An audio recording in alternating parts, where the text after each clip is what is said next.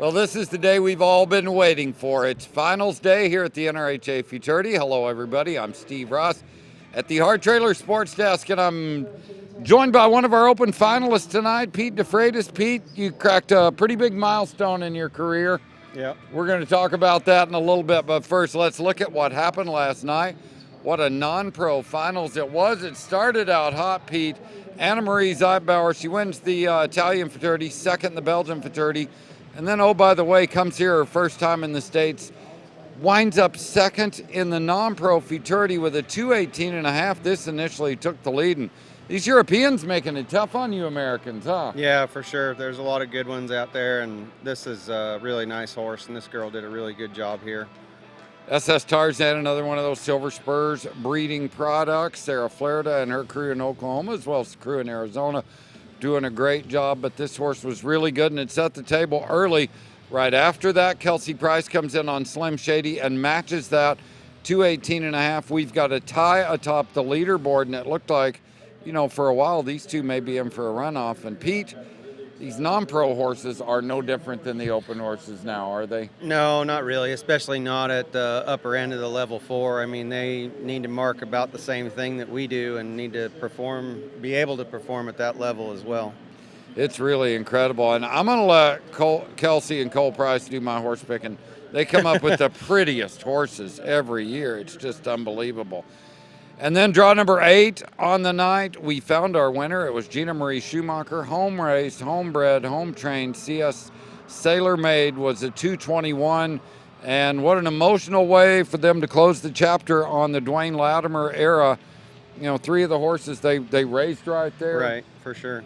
Yep. Trained them, worked together. That's been as good a coach and quarterback combination as there's been. By far. And Gina just, you know, all 3 of her runs started slow. They built all the way throughout. She never got in the penalty box on any of those runs and just did enough to win once again. Now we had a really competitive level 2 and 3 tie between 2 non-pros from the really strong Deary Barn. Maria Fagundes, who led the 1, 2, and 3 and won the go-round in the level 4, was incredible. This was on In Your Wildest Dreams, and as we talked about, pretty well-bred non-pro horse right here, Pete. Yeah, for sure. They're all just about as good as the open horses. And like you said about Gina staying out of the penalty box, that's the big thing in the non-pro. If they can execute and stay out of the penalty box, they usually end up at the top. Yeah, she got in a little trouble in the first round and was only a 2:12. But then here's a rider, the son of NRHA professional Casey Deary, Owen Deary. First trip into the level 4, ties to win the 2 and 3, puts nearly $90,000 in his pocket. It's probably better than he did trading those ponies when he was a kid, huh? I don't know. It might be close, but I know this was also Owen's first Futurity horse, I think, too. Yes, so it was. He really hit a good lick here on this one. It was one that Joe Schmidt had trained. Obviously, Joe was in a really bad accident with a horse and decided to sell all 3 of his, and Owen was the benefactor here. Good to see those vintage smokes coming to the party. Yeah, for sure. I have a couple and I like them. Yeah, they're nice horses. Now, Pete, we talked a little bit about what a milestone it is. You're now $1 million rider. That's about as exclusive club as it gets. Do you remember the horse you won the first dollar on? OCAT. It was a mare that my grandfather showed that I started off showing in the youth, and that was what I won my first check on. Do you remember where it was? I'd have to look. I don't remember. I know it was in 1996. Yeah, that's pretty cool. And what's even cooler about that, I think, is we're going to talk about the horse you made the open finals on. Heck, you showed her mother. Yep. It's part of that long relationship you've had with Double Run Farms. It's got to make it even more special. Oh, for sure. I mean, Monica raised his mother and raised him and sent him out to me when he was 2, started him, trained him. You know, just kind of like we've been doing for the past 15 years. Yeah, tell us a little bit about the damn Mighty Aphrodite. What was she? What type of mare was she? I know I saw you went a lot on her. She was a Conquistador Whiz mare that was out of a daughter chick, and she could always really, really stop. I made the intermediate finals on her as a 3-year-old here. She was always kind of a little bit out of the level 4 finals, but I made the intermediate finals on her everywhere, and she was always like right there at that 220 mark, you know, and just a really solid mare, and you could always count on her. And so far, her babies have been that way too. That's great. Now, you made the decision a few years ago, move your tack to North Texas, a little more centralized location. more resources.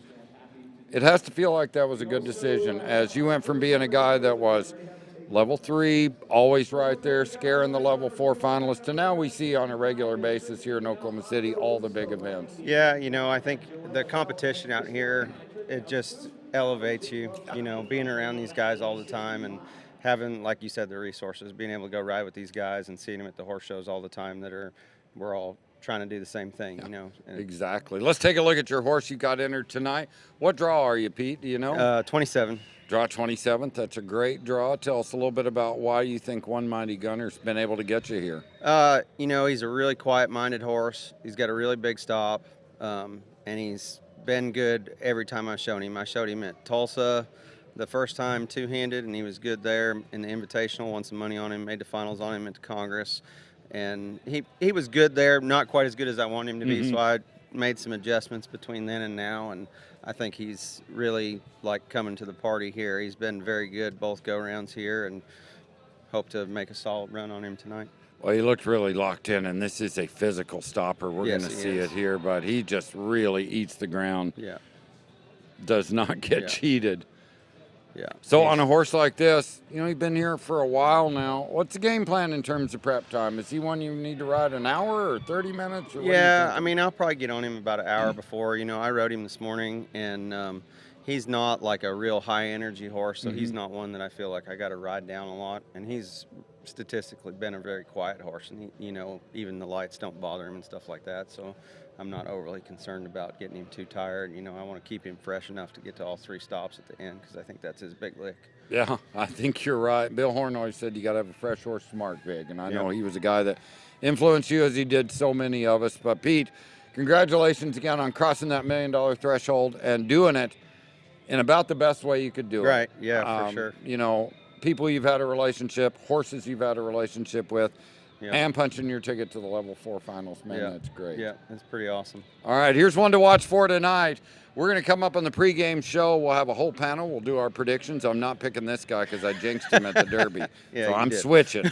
But it should be a lot of fun. 4 o'clock Central Time, we kick it off. First horse on the dirt at 5 o'clock. Hope to see you then. Pete, thanks so much for stopping in. You bet. Thanks for having me.